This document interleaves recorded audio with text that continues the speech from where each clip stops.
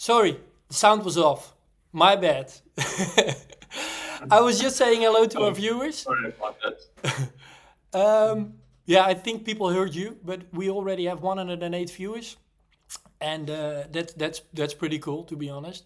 But Yeah, also, what's pretty really excited. impressive is the tons of questions we got in this first Q&A. So that's let me close that sound there. So that's pretty cool. Yeah, welcome to all our viewers. Yeah, what we're about to do is actually our first Q&A. We've never done this before, right? Well, you always do Q&A, right? Yeah, Basically. always. That's basically what I do every day. Exactly. So it's kind of the same, but then on YouTube Live. And well, like I said, we already had like 153 questions. We're gonna try to answer as many questions as possible in the next 45 minutes. Not sure if we will be able to tackle them all, to be honest. I don't think so, actually. But we will answer as many questions as possible. Also, keep dropping the questions in the chat. Because, yeah, you Yeah. know, we will pick some questions that are sent in through Instagram, to mail, through support. But we will also be answering the other questions that people just keep posting in the chat, right? Can I just check? 'Cause I see there's a few people still saying there's no sound. So Yeah, can of course. somebody maybe send us a thumbs up if we have sound or if you can hear us or not? Yeah, good one. Before we get into Okay. anything. Okay. No, I don't see a thumbs up at the moment, but there's a delay. Yeah, it's perfect. So we're all good to go. Great, thanks. Yeah, like I said, welcome to you all. Like, just a brief introduction because almost 3 years ago, like in October 2020, we went live with flexible adaptive training plans.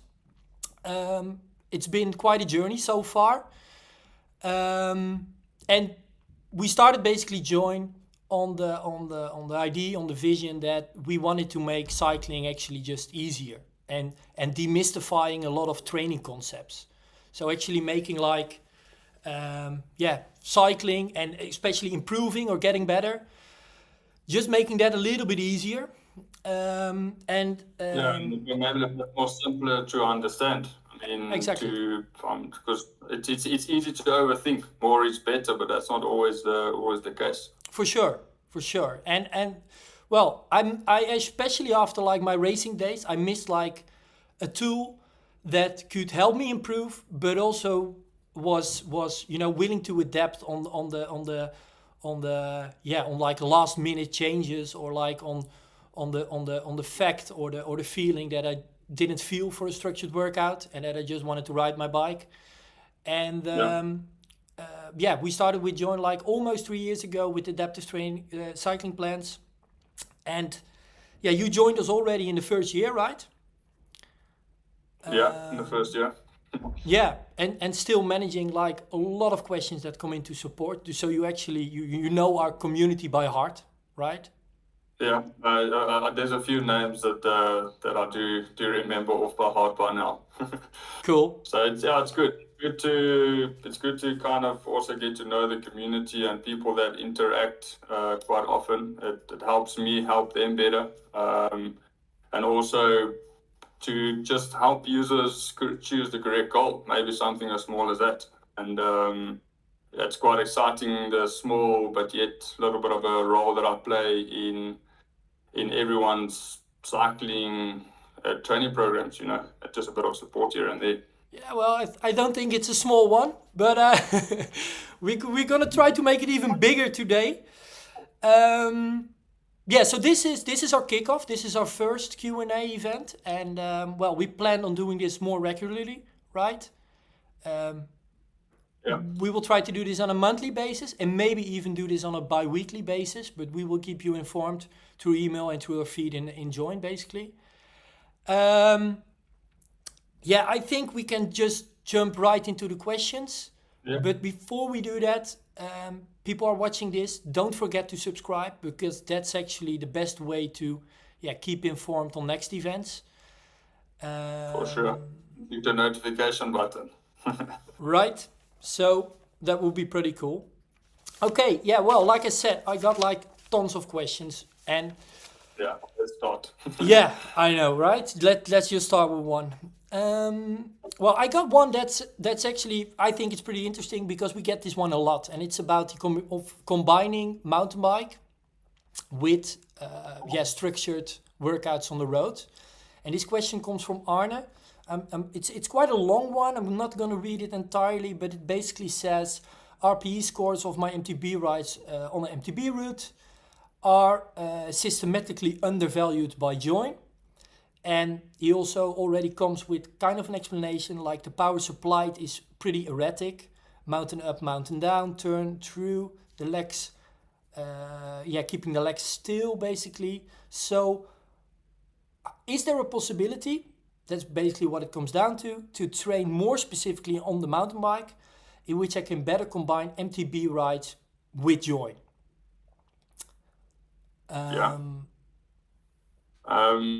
Yes, I can add something small on that. I think it's rather difficult to accurately always determine RPE on a mountain bike ride because it's as he says in his question, it's always left, right, up, down, and we at Join, we look at your normalized power, and normalized power is based on your data every 30 seconds. So for the short bursts, it's quite difficult to accurately always determine like intervals or rides like a mountain bike ride. Yeah. What I normally suggest to users is to like kind of maybe a little bit ignore the suggested RPE, especially mountain bike ride from Join, and feel what you felt in the ride, like your estimated feeling basically. Yeah, exactly. And to normally that's what I suggest to users to rate their own feeling. And that's what you should do with all RPE scores. It should be your own personal score. Exactly. Yeah, just to add, so what we do in Join is that we suggest an RPE based on normalized power.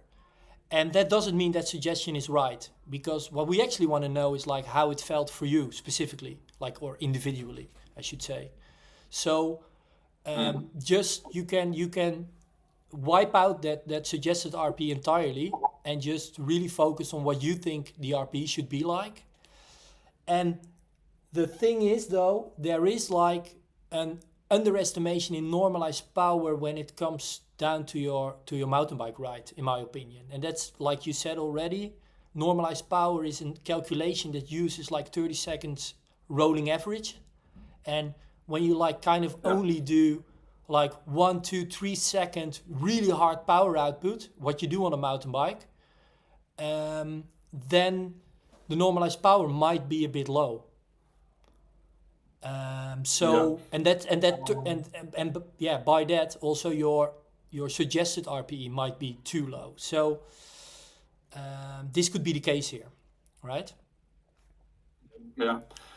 And then another question that's actually quite interesting is the question from Dirk, where he asked that if we plan cooling down sessions in the Join workouts, and what is the best cooling down ride or intensity perhaps that you can do.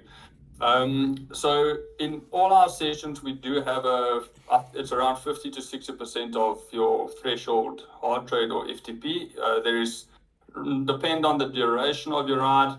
It could be 10 minutes, it could be 30 minutes of like slight cool down. That's generally lower zone 2.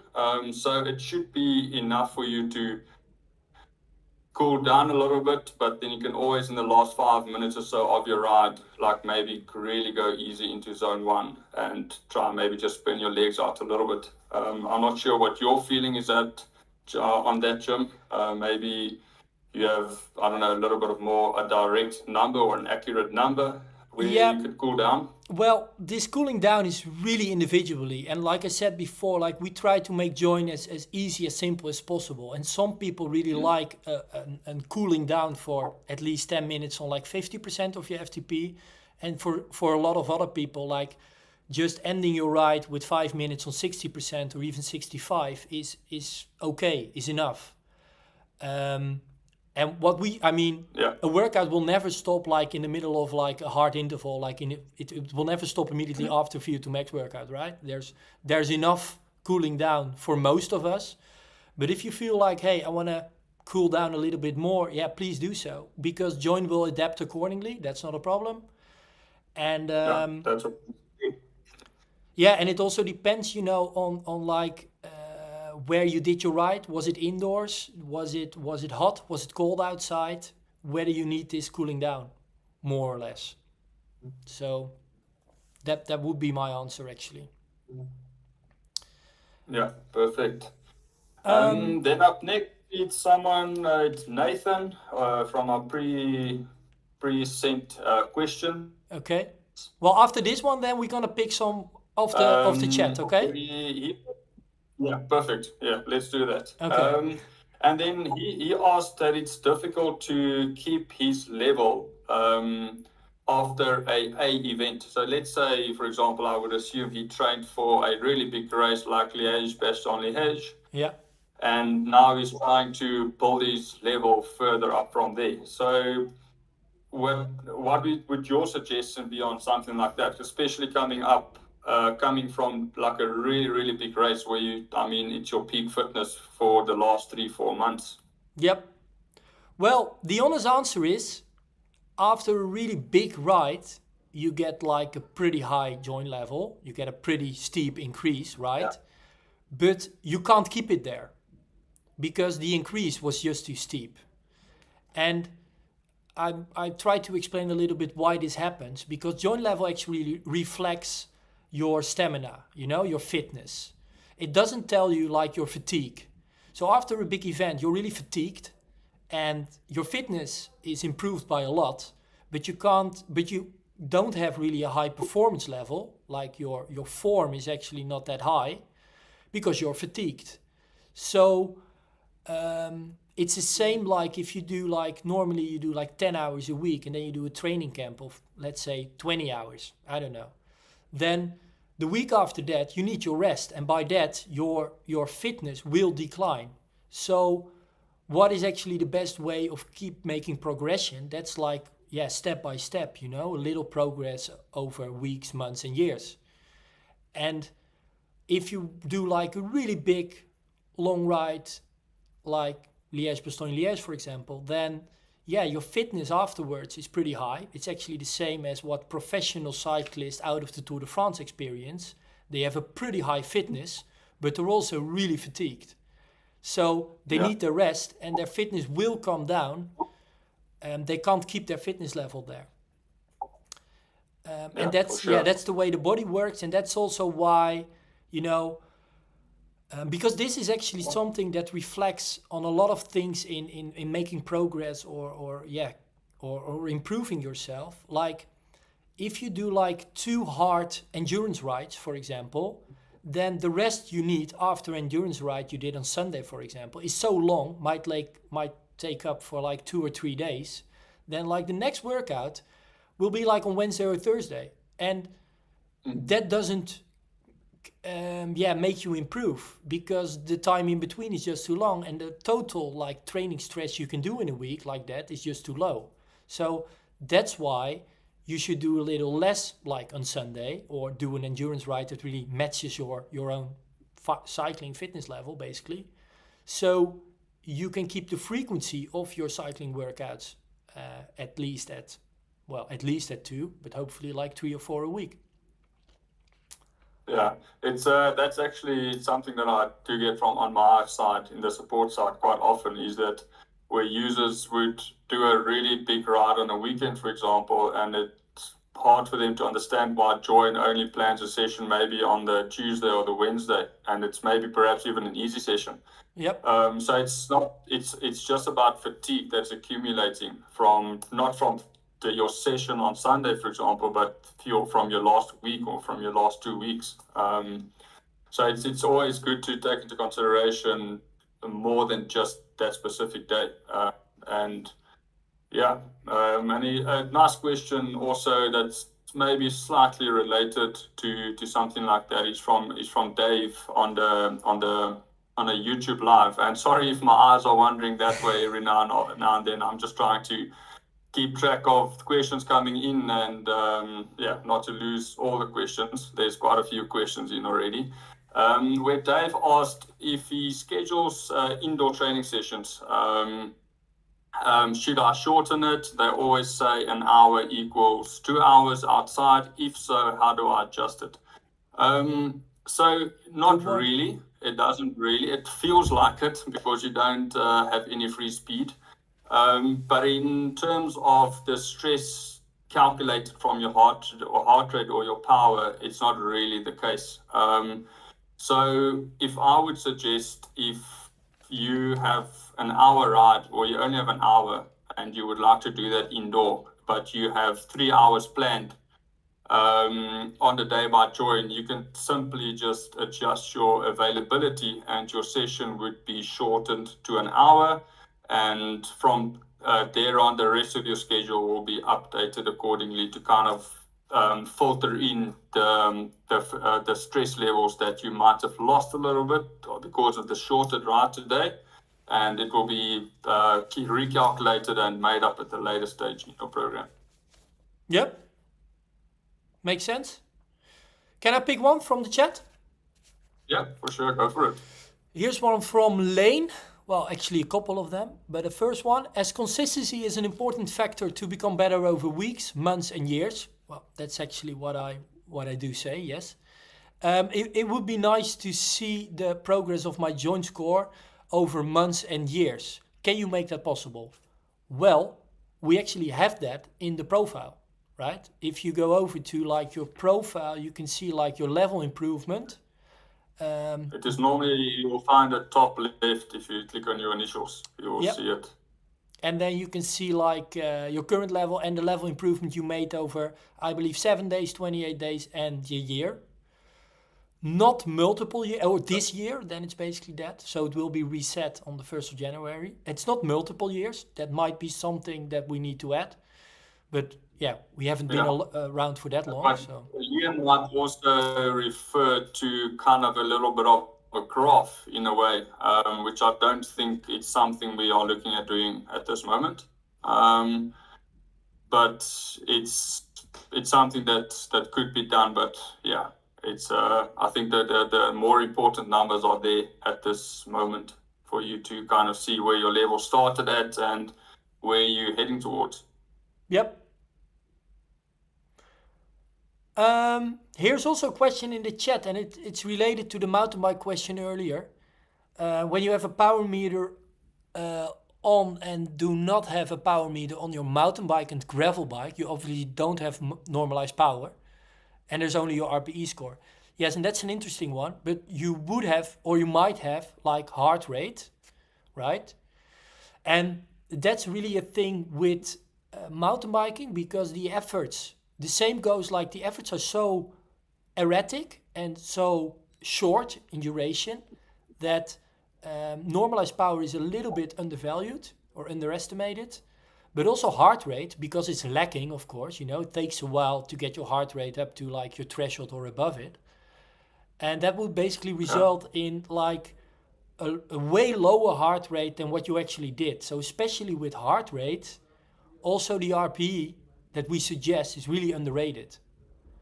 So I think what Wim is also referring to, that if you combine like mountain biking, gravel biking, indoor cycling, road cycling, and you don't have power meters or devices on all your bikes, then it is so important to really rate your RPE score, like how you really felt, that the intensity really felt like. I really want to stress that. Here's if I may, here's one question, because it's also related. It's from Ari, and he says like, I did a race, a very hard one, and the RPE is normally 10. So that's a really hard race, by the way, because that basically means that the suggested RPE based on normalized power, that the normalized power is the same as your functional threshold power. That would result in an RPE of 10. So Ari, don't do this too often because you kill yourself. Trust me on this. Anyway, his question is, but I came on the bike, returned on the bike, did 100 kilometers very slowly, so the overall power was low, and the RPE was also way lower. And that's actually, how it's supposed to work, because RPE is about the intensity. In join, it's about the intensity. So, because we see the duration, we see the efforts, what we would really like to know is like, how did the intensity felt for you?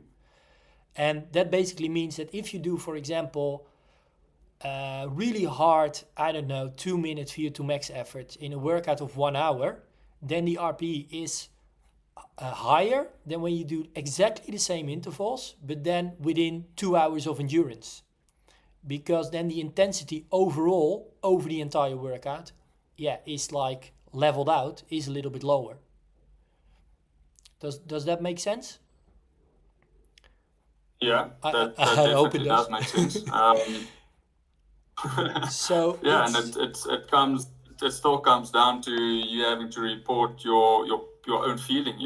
It's your personal RPE feeling. It's your rate of preserved exertion. Another interesting question I got from Rohan in the chat is it's related to illness and being sick, and that join only gives 2 or 3 days rest if you report yourself being sick or injured in the app. I would really stress that, and I stress it quite often in the support channels, that I would recommend you seeing a medical professional and follow their guidelines on how quickly you should start any form of sport. Let that be cycling, walking, whatever it may be. Because we at Join, we're not medical professionals, so we can't say that you should take 2 or 3 weeks to recover. So what we normally suggest is that if you are injured or sick for longer than a few days, is to pause your training program, or to set your availability to 0 for the rest of the week until you are cleared from a medical professional to start any form of exercise. I stress that to users quite often. It's hard to understand, but we have to look after our health, and the only way to do that is to follow the guidelines of a medical professional. Yeah, we basically don't see that, and that's really important. I mean, we see a lot, and we focus on the training plans, and we can't see, how severe an injury like this is. And what I would also like to add, the standard joint injury period is not 3 days. It's the minimum. If you say today I'm injured or I'm sick, then we recommend you to at least stay off the bike for 3 days. And if tomorrow you report again that you're injured, then that period is then an extra day is added. That's actually how it works. Because what we say is hey, you should feel completely recovered for at least 3 days, being able to do your normal daily routine before you start working out. So if your medical the sports physician says what was it in the question, 2 or 3 weeks, well, then our suggestion is okay, after those 2 or 3 weeks, take an extra 3 days to be really sure that you're able to do your daily routine. Sorry? So just make sure that you are well rested. Exactly. And you're really ready to start riding again. And then we also, one last remark, we also have a recovery plan in the app. And that's if you've been injured or sick for a longer period of time, then we recommend you to start with a recovery plan. That's, I believe, 3 weeks. And the intensity just starts out a little lower. And there's also, you not if you skip a session, or if you can't keep up to the planned duration, for example, you're not harassed by you're not doing enough. Yeah. So you can really ease back into your training. Another interesting question, maybe you can add one also, Jim. Is from Fabian on the live chat. He's asking, I find it very difficult to follow the structured workouts when on the road because of traffic, but mostly I quickly have a higher heart rate on the hills in Belgian Ardennes.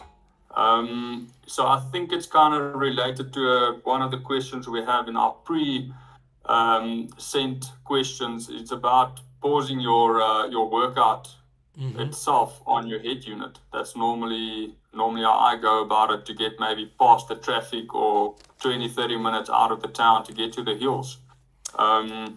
You also have a bit of experience on that for yourself, to get out on open roads. Yeah, well, the thing is, I mean, it all starts first of all with the route you select, right? Or the route you want to do, because in my case, if I do certain intervals, then I know, like, okay, this loop is totally not suited for that, and this one is, and then I know, like, okay, beforehand I know where I want to do my intervals, and it also often means that, in between tempo intervals, for example, I know that the 5 minutes of rest in between, sometimes it fits, but sometimes it doesn't. And I just need to pause my workout because I need to ride through a small town or village or whatever. And then I'm going to start my next interval. Of course, if I do a set of 40-20s, then I know I don't want to be interrupted right in the middle of my 40-20s. And that basically means, like in my case, in the surroundings of Amsterdam, there's like a big canal quite close to Utrecht. That's like 40 kilometers of a straight road without almost no traffic, and that's perfect for it. And of course it depends on where you live. I totally understand that, but at the same time, I mean, I do train for a pro cyclist. Like, he's living in Limburg, in the south of the Netherlands, which is quite hilly, and he's always capable of, like, finding the right loops, doing proper set of intervals. And also, by the way, a lot of people still are really focused on the idea of doing loops, like being able to do your intervals within, like, the same loop. But I do a lot of back and forth. If I want to do a structured workout properly, I actually do a lot of back and forth, and that really works for me. And on a longer endurance ride, I do a big loop. Even for myself, sometimes close to home, I have a hill here, and I would find myself riding up that hill 6 or 7 times, how long ever I need to do my intervals. It's like the other day I had 3 by 8 minute intervals, where I had to do tempo, then threshold, and then into VO2 max, and the hill was perfect because my recovery was short. So I'd like, the duration it takes me to go up, it can take me down, and then I just turn around and you go back up. And even on flat roads, you can, like in your situation around the canals, you can go from bridge to bridge if you need to. So it's hard to make it work for yourself. But on Wahoo and Garmin, it's possible to kind of pause or skip between certain interval sets. On Wahoo, it's really simple. On Garmin, it is possible, but I found a few steps, if you just Google it, how to pause or skip structured workout on Garmin. It gives you a small few steps on how to manage that. Do you have another next question there for us, Jim, via the live? Yeah, well, actually, no. This was one that's sent in by email, I guess, but it's a pretty interesting one, and I think it's also pretty familiar for you. Because it's about, it's from Chris, actually, and it's about the difference between power and heart rate. And his question is, I have a big gap between my targeted heart rate and targeted power. My heart rate is way lower than it should be when I hit my targeted power output. And then he says, like, I suppose I should do another FTP test because this might be estimated too low. And then he says, like, what his current FTP is, which is not really relevant for the case. Do you have an answer for this? So basically, yes. Sorry. It's something I actually fairly often do get in the support channel. Basically, what it comes down to is there could be a few factors involved. It could be that your FTP setting is maybe a little bit too high or too low, or even your threshold heart rate is not too low. It could be because you are slightly fatigued, or it could be all of these kind of together, the same problem at the same time. So what I normally would suggest to users is to just track their heart rate maybe for another week or two and see how it responds. And then if it's still really, like, let's say 10, 15 beats higher than your normal zone 2 power, for example, then I would normally suggest they redo a FTP test where they can calculate their threshold heart rate and threshold power accurately, and then see how it goes from there on. Yeah. But normally it's just to do with fatigue and how fresh your body is. Because if you rested for 2 days or maybe 3 days, if you're lucky, then your heart rate will be slightly elevated because you are well rested. I see that often with myself and in some athletes that I also coach myself. It's something that often happens. I'm Yeah. not sure what's your experience on that. No, I totally agree. I mean, the problem here is it could be about like the test. So the test can be underestimated or overestimated. It could be about the measurement, of course. Maybe the power meter is a little bit off, or maybe your heart rate monitor is a little bit off, but that's a small chance. Or it's about fatigue. And basically, it can be all those three variables at the same time, which makes it actually impossible to know what is going on. And that's actually the reason why we say, like, hey, if you do a workout and you got a power meter, please, on a regular basis, do those FTP tests, but do your workouts on power and not on power in combination with heart rate, because there can be so much going on there for which it's impossible to keep your heart rate and your power in the same interval zone. That's fairly impossible. So focus on power if you have a power meter, focus on heart rate when you don't. And don't try to make it too difficult for yourself. Yeah, it's not really you're doing yourself or you're giving yourself a hard time when you're trying to complicate too many things.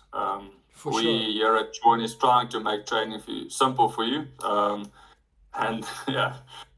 Sometimes I even do it myself, and I'm like reading too much into small little details. Do you have maybe another question Because on it's your side? kind of related, and it's really one that I really would like to answer.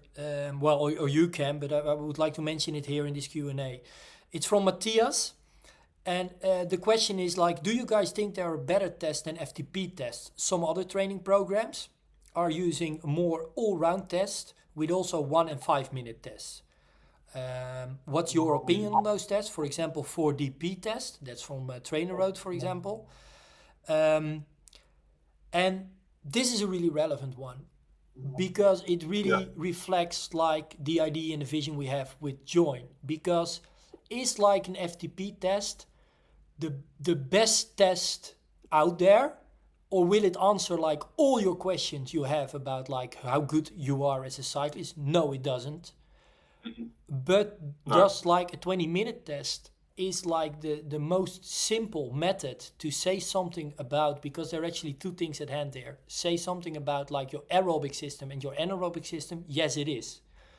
And by overcomplicating it with, for example, because that's my point there, I mean, then looking at a 1 minute and a 5 minute power in like a power profile, which basically means in a fresh state, that doesn't tell you anything. Then at least look at it in a fatigue state. So after 2000 kJ, for example, that might tell you more. And yes, it's more interesting to might look at like critical power in combination with W prime, like anaerobic work capacity. But I think a lot of our viewers are already now like, okay, what is that about? What you talking about?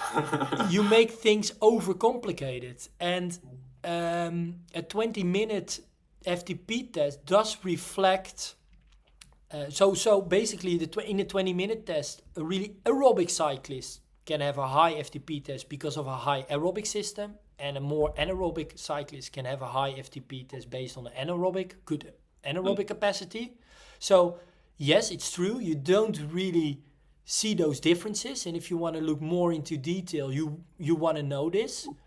But let's be honest, for like most of us cyclists out there, FTP does reflect like your capabilities a lot, and makes it really good to just index your workouts, measure your progress, and just keep improving yourself without overcomplicating it. So that's my opinion about it. Yeah, for sure. And after I share the similar feeling about it.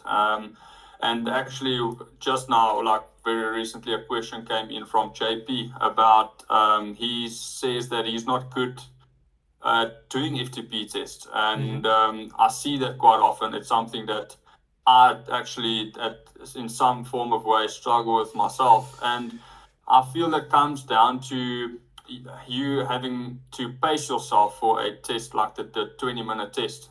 It's easy to go and do a RAM test. It's effective, yes, but I don't think it's the most accurate way to determine your accurate FTP. It's a good way to determine VO2 max and your peak power output. So JP, I would suggest you kind of set yourself a realistic goal. But I often, if I have more time with my with my personal athletes, for example, I would explain to them to work in like a 10-minute and then a 15-minute and then to the 20-minute. So set yourself a realistic goal in the 10-minute block first. Let's say your FTP is 250. You start around 240, 250 watts, and then from there on you slowly build it up. I've done the mistake numerous of times where I'm chasing a new FTP. I start out of the blocks way too hard, and I come 12 minutes in and I'm fried up. I can't even keep half of my FTP anymore. So in my opinion, I think it's about a pacing strategy and how you target the FTP. What I try to say to athletes is like, if you do a 20-minute test, really like cut it into 5-minute intervals, in which the first 5 minutes should really feel easy, the next 5 minutes relatively hard, then the third one hard, and only the fourth one really hard. Then you like really turn yourself inside out then. Exactly, and really try to build that feeling up. And a lot of people just go too hard from the start, and it's also like, if you like started out a little bit too low, then you can really like fix it in the last 5 minutes. But you can also really destroy it in the last 5 minutes if you just... Yeah, but then if you can't, it's a safer option to start a little bit easier, because if you, let's say you reach 20 minutes, but you feel like, I can maybe still go a little bit, then go until 21 minutes or go until you can't keep the power anymore. Exactly. Then you'd still get your peak power for 20 minutes. Do you have maybe another question on the pre-questioned list, or you want to pick one from the live? Well, maybe one from the live. There's just one coming in. I have a question about gears. I'm living in Utrecht and there are no hills around. Well, that's not entirely true. For uphill strength practice. Well, I mean, there are quite some, and especially like, okay, you can't do like those 10 minutes, more like tempo threshold on like 60 RPM. That's true. You can't do that anywhere in the Netherlands. Well, maybe on like the south of Limburg. But anyways, a 1 minute interval is doable, like on a long bridge, or on a climb here in the Netherlands. Maybe with some headwind. And otherwise, for those longer intervals, I always prefer, like, there are a lot of dikes here in the Netherlands, and some headwind. And then you might, I mean, he says like he has a 50-34. Yeah, I don't know. I think so. He says a 50-11. Well, if it's like, is there enough, when there is enough wind and you have like a 50-11 or a 50-12, that should be enough for 60 RPM. Yeah, and then the one after Peter, it's about commuting, and yeah, I think sometimes it's a little bit tricky. What I would suggest normally to users is to, if they do a lot of commuting back and forth, like I would hear, it sounds like she's doing or he's doing 50 kilometers one way and 50 kilometers the other way. That is quite a lot. 100 kilometers every day is That is a lot. I would like to ride 100 kilometers every day. That's quite a far away. So I would perhaps suggest that you maybe increase your athletic profile to one level higher. That would maybe compensate for the extra training you are doing. And then you would probably not get the notification that you're doing too much. But more importantly, I would suggest every now and then maybe take the bus to work or your car, for example, and have a rest day. Yeah, I wanted to say that. It's also needed. I mean, my suggestion would be, please also, maybe for a couple of weeks, really try to follow the advice of Join and see how you feel and see if you improve and see how, if your numbers might go up or you feel more fresh or less fatigued. Because, it sounds like a lot, to be honest. Yeah. It sounds, I think I'll also be tired riding 100 kilometers every day. Yes, even when you have a pretty high fitness, then it sounds like a lot. Anyway, I would like to, you were just saying about like the ramp test and GP just answered, like, thanks for your answer. In my experience, the ramp test is closer to my expected values. And I actually wanted to add that when you were answering this question, like, the thing is with the ramp test, if you're pretty anaerobic, then the ramp test tends to overestimate your FTP. So for a lot of people, the ramp test slightly overestimates FTP, and that's why for like a bigger population, just a normal 20-minute test is actually better. But GP might be right that for him, a ramp test is better. And the thing is with the ramp test that it is really easy to do it. You can do it more often. People don't reschedule FTP tests or ramp tests all the time. So if it works for him, good for it. Because I would really like to stress this. Actually, also like FTP is like, it's the definition. It's the power you could sustain for an hour. But what we see like in some scientific research, that for recreational cyclists, it's actually the number they can sustain for like 40, 45 minutes. And for pro cyclists, it's around 53 minutes. So also FTP, it's not really that hard of a number like, hey, this is really the number you can hold for 60 minutes.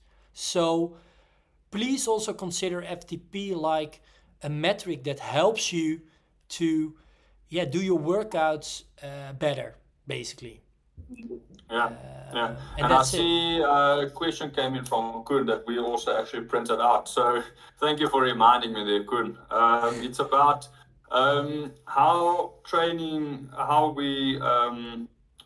like his question was, videos are regularly posted about efficient training in zone 2 to 4 by Ingo Milan. How does the training method of Join relate to this view? So I think that's maybe also a good one for you to answer. Yeah, Jim. It's a pretty technical one. There've been some podcasts and some YouTube sessions with this pretty famous. I believe he's also a professor, exercise psychology. He's actually the trainer of Pogacar, so he knows a thing or two, right? And what he means by the zone 2 is sometimes a little bit confusing, but what it basically comes down to is like those zone 2 trainings are a little bit like higher in your endurance zone, in which you really target still type 1 muscle fibers, so the aerobic muscle fibers, but you try to target them on like near the maximal fat burning point, in which you burn a lot of fats, but also a little bit of carbs. And that's basically for most people around like 80-85% of your FTP, somewhere around that, and doing intervals there.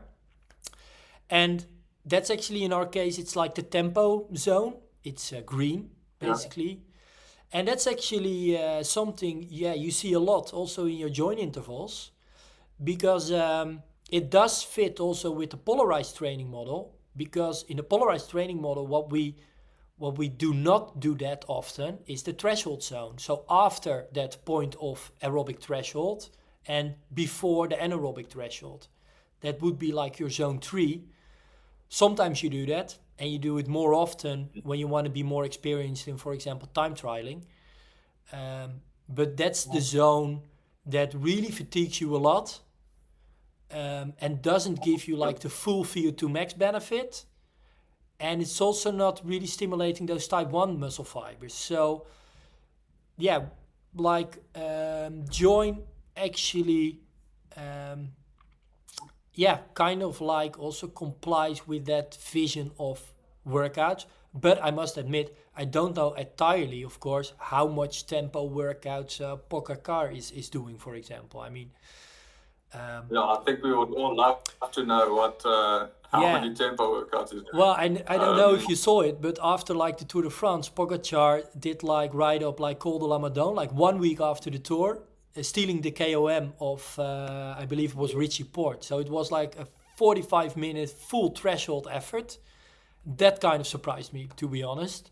But I think a guy like Pogacar also like, and I think he's really good at that, is that he really tries to do what he feels like, and still keeps like fun in riding his bike, and that's really important. That's what we would like to stress 100 times here. That keeping a combination about what you like to do and structured workouts. That's really the way to keep on doing it. Finding a way of actually being able to do it like 12 months a year.